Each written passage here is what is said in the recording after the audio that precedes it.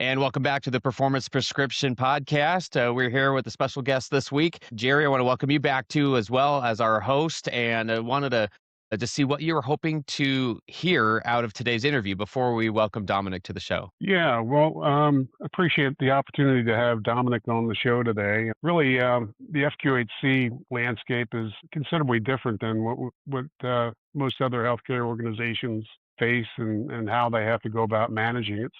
I'm just interested in hearing as to what Dominic's take is on all that. Fantastic. All right. Well, perfect time to welcome Dominic Hopson to the show. Dominic, thanks for joining us today. Thank you all for inviting me. I'll ask you for a little bit of intro about yourself and your organization, then I'll pass the baton over to Jerry. Well, first, I would say I have the pleasure of leading Neighborhood Family Practice, which is a federally qualified health center based in Cleveland, Ohio. We're serving over 23,000 patients each year now, with last year being the most patients we've ever served in the organization's history. And so I'm looking forward to sharing more about our organization, our structure, and what we're trying to accomplish here in Cleveland. Well, Dominic, I guess I'll get right to it. For the listeners that we have that really aren't familiar with neighborhood family practice and NFP, or really how FQHCs operate, how would you describe the role that NFP plays in Cleveland's healthcare system? Well, I would start by taking a step back first to talk a little bit about FQHCs. And so we, as a model, was created in the late 1960s in response to the war on poverty. And so ultimately, there is a structure created to help provide care to those who are underserved, underrepresented, underinsured, or uninsured people across our country. And so our organization was founded in 1980, and we've grown since then. But our primary purpose now is here to provide comprehensive primary care and integrated behavioral health services. And we've expanded that model by adding other services along to wrap around and support our patients. But ultimately, our primary goal is to be that first access point for people entering our healthcare system. And we know that to access so many of the other things that you need, specialty care, behavioral health care, or hospital care, you need to find a way to enter the front door of our system. And we have a model that we feel like is ideal when it comes to doing that. And so our primary structure is making sure that we're helping people manage those chronic conditions, helping people doing the preventative work that helps you identify things earlier. And so we're rooted in that integrated care model with a heavy emphasis on people and providing high quality care.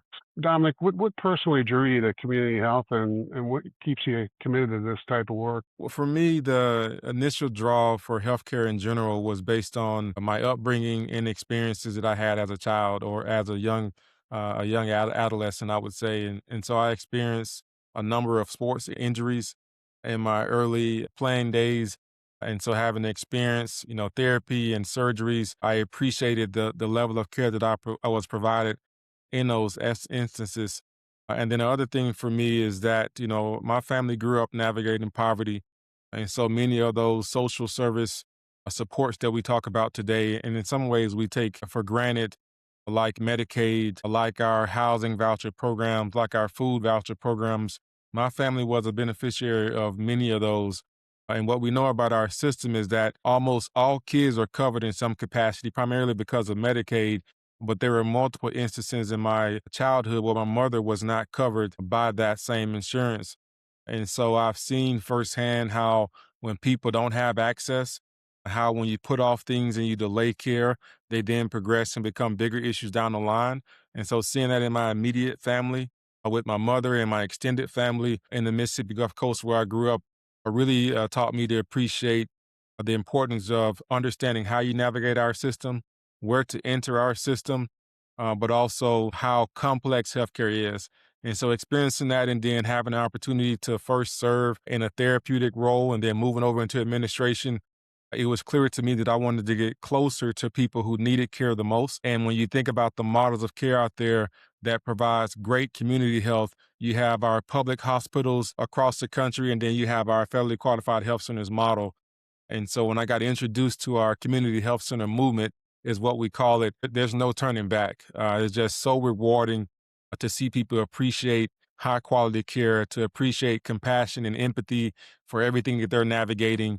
And so I am blessed to be in this space and just thankful to be able to serve and create access for people who need it more than anything when you think about outcomes and the health disparities that are so prevalent across our communities. Yeah, Truly is gratifying work.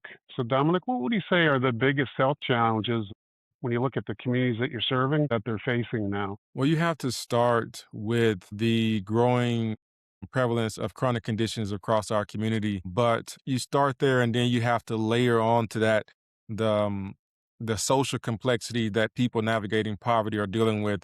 And so when you ask the question about the biggest challenges, it's the combination of those two.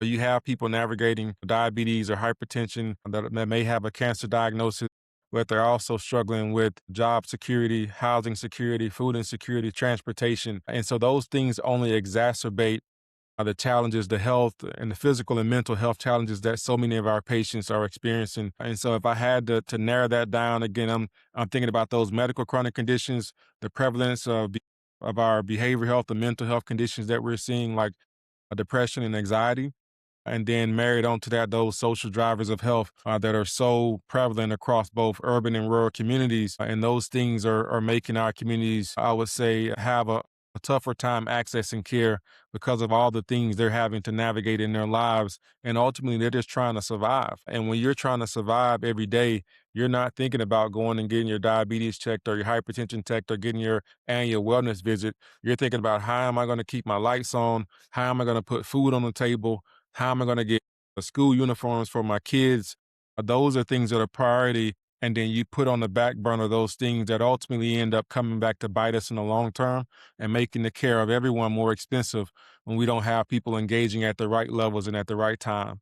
So, when you talk about access to care, so what does that really mean for your patients?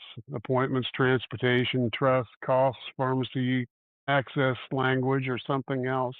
It is all of those things, Jerry, and I appreciate that question.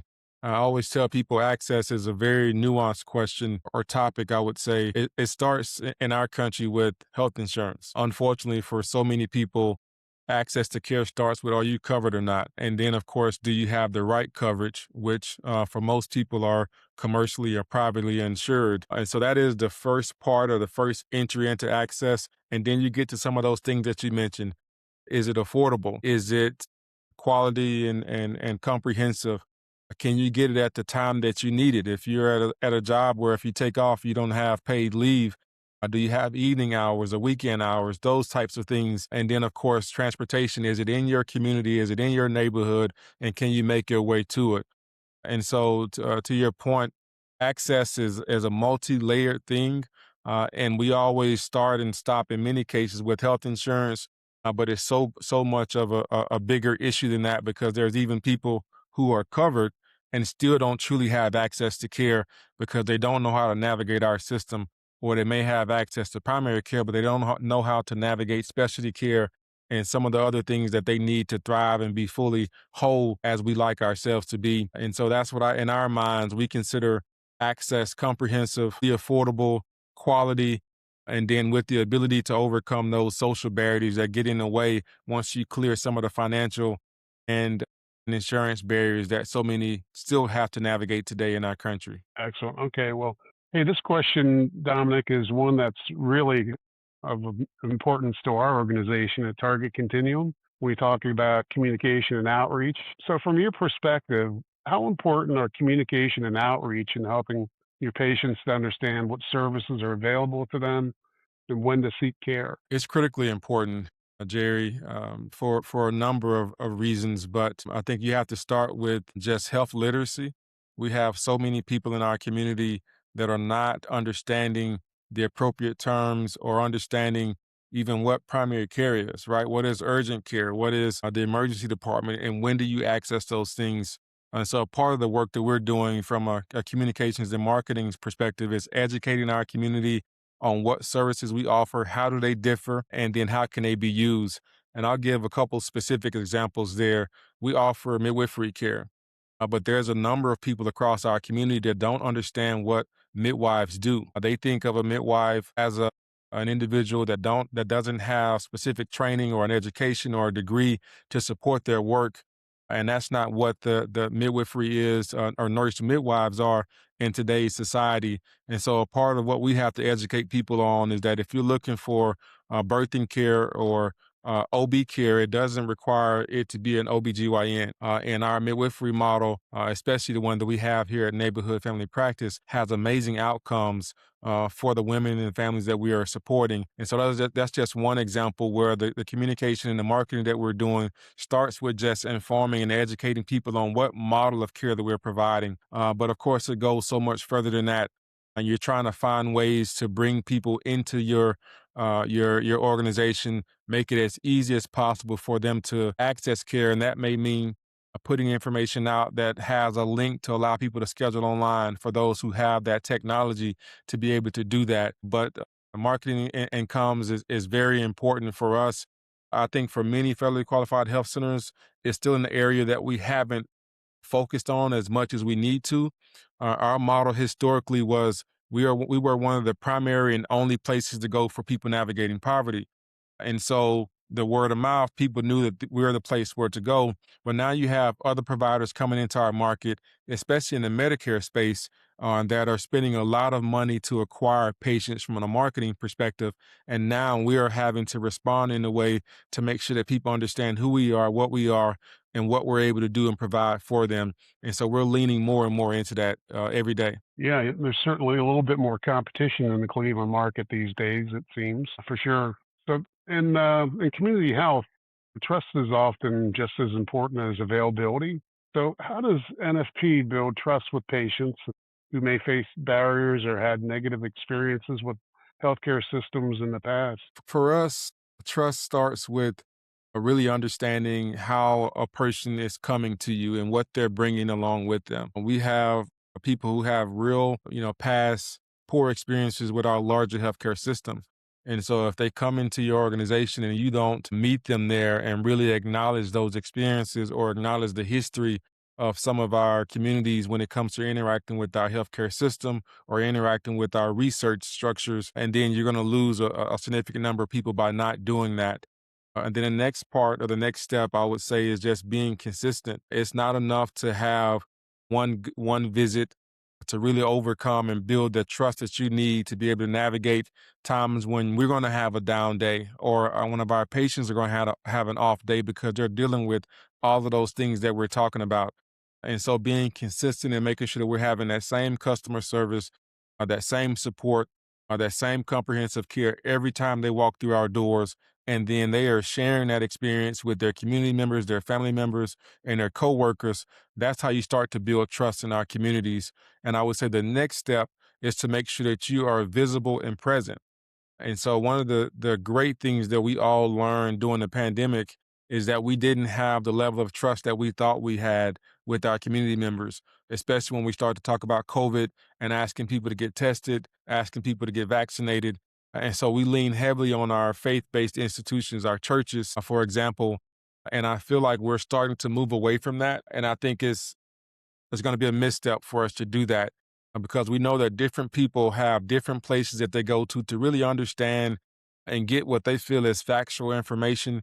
And so we need to keep those same ties that we were developing during the pandemic and continue to lean into those spaces because that's how you get outside of the walls of a healthcare system. And then once people see you there, they're more likely to come inside the walls of our system. And so trust has a number of layers to that, but being consistent with your messaging and your presence in the community, making sure that you are meeting people where they are and acknowledging what they're coming to you with, and then making sure that we're working with our partners who have been in our neighborhoods and in our communities for a long time, and they already have strong trust that we can partner with to make sure that people understand what we're trying to accomplish, the services we're trying to offer, and the overall impact that we're hoping to make on our larger community. Yeah, no doubt being present in the community is vital in the FQHC space. So, how do you go about balancing mission driven care with the financial realities of running an FQHC? I mean, let's face it, we're not always swimming in money in the FQHC world, right? We are not. I joke all the time is that this type of work is not for the faint of heart. You have to truly be aligned and passionate about the work that we're doing to want to be in this space for that very reason. But as we know, there's a number of sayings out there about how important mission and finances or sustainability is to all of our organizations. And it's been a journey for us at Neighborhood Family Practice to be comfortable as an organization to talk about that. The organization wasn't always comfortable talking about the intertwine or the connection between finances and mission. And then I would add to that culture, because culture is so important for our organizations. And people may come here for your mission, but in many cases, they're staying because of the culture and how you're making them feel and what the organization feels like for them. And so, at many times, when you start to strengthen your business practices and you start to talk more about finances, people think of the terms corporate, and they say, "Well, if I wanted to work in a corporate healthcare system, I would have went and joined a large hospital system." And so, there's a fine balance that we're trying to carry there, where we really educate our team members on how do we make sure that they understand what are the different levers from a revenue standpoint, from a cost standpoint, that allow us to fund our mission, allow us to add team members that wrap around our patients, those clinical pharmacists, those community health workers, our nurses, all of those key team members that weren't historically a part of our traditional care team. And also, how do we fund the things that make people stay here? How do we fund our benefits, our retirement plans, our leave balances? All of those things are a part of that sustainability of our organization. And so over the last 4 or 5 years, we've been talking more about that, trying to educate our team members on the importance of financial literacy for them and understanding how our business model works. And I think we're in a better place because that those are some of those conversations and some of that work that we've doing. And the last point I would make on this is, when you're willing to be transparent and honest and truthful with your team members and your colleagues, they bring ideas around what they can do better or what they can do more of or what they can do differently or how they can control costs. And so it's not always coming from our executive team around what are some different opportunities for us to be a stronger financial organization. Once we start sharing how the organization is structured, how we're funded, we started to get more and more ideas from our team members around what they can do to make us continue to move to a place where we're a stronger organization. Okay. Well, speaking of funding, with the Rural Health Transformation Program, there's been a lot of attention and major funding that's been directed to other areas, the rural areas. So, from an urban FQHC perspective, what feels like it's missing from that conversation? Yeah, well, I think the first thing I would say is I'm happy for our rural counterparts, right? That investment is well overdue, and we need to make sure that we are prioritizing our rural communities because they do have different challenges that we have in our urban communities. But the one thing that I always try to remind people is that the challenges may be different, but in many ways, our outcomes or the disparities that we see in our different communities are similar, especially when you factor in income class. And so there are things that we both need. There's investments that we all need, both across our urban and rural communities. And so, as excited as I am for that, I think we need to make sure that we are still investing in our urban core where so many of our community members and our Americans live. And so there's an investment that needs to be made there. And then the last thing I'll say is there was a significant change or pending changes when it comes to policies and funding of healthcare. And we know that that investment that has been announced for rural communities is very minimum compared to the money that and the dollars that are pulled back out of our healthcare system. And so when you think about how all of those things come together, ultimately we need a stronger investment. We also need a better system, a better structure, better pay models, because we know that we spend a ton of money on healthcare in our country and we don't have anywhere near the type of outcomes that we think we should have. But ultimately, we're still making progress in that space. But we need more investments and the appropriate investments across both urban and rural communities. Okay. Yeah, very true. Dominic, looking ahead, what would success look like for NFP and the communities that you're serving over the next 5 years? For us, success always starts with impact and outcomes. We cannot talk about anything when it comes to what we want to achieve without first starting by saying we want to see our patients healthier. We want to see our team members sustaining and not burning out. And so ultimately in 5 years, we're hoping to see better outcomes across our chronic condition management that I was referring to earlier, making sure that we're continuing to keep people outside of the hospital and the ED for things that they don't need to be there for. And then for us, it's starting to grow the amount of services that we can provide and the number of patients that we can serve.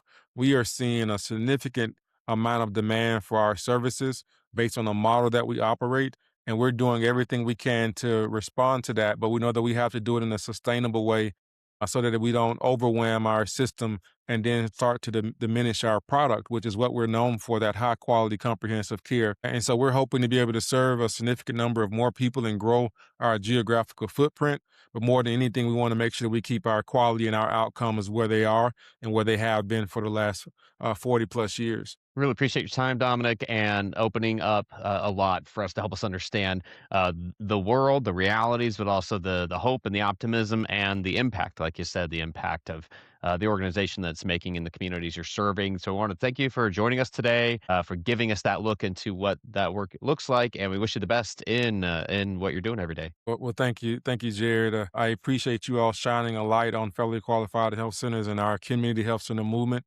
The point I'll say is, we're looking to build a world-class front door because our front door is broken right now, and we have too many people in our community not connected to care or not connected to quality care. But conversations like this make people more aware of our model and the great things that we're doing every day. So thank you all for everything that you're doing. Thank you, Dominic. Absolutely. Thank you.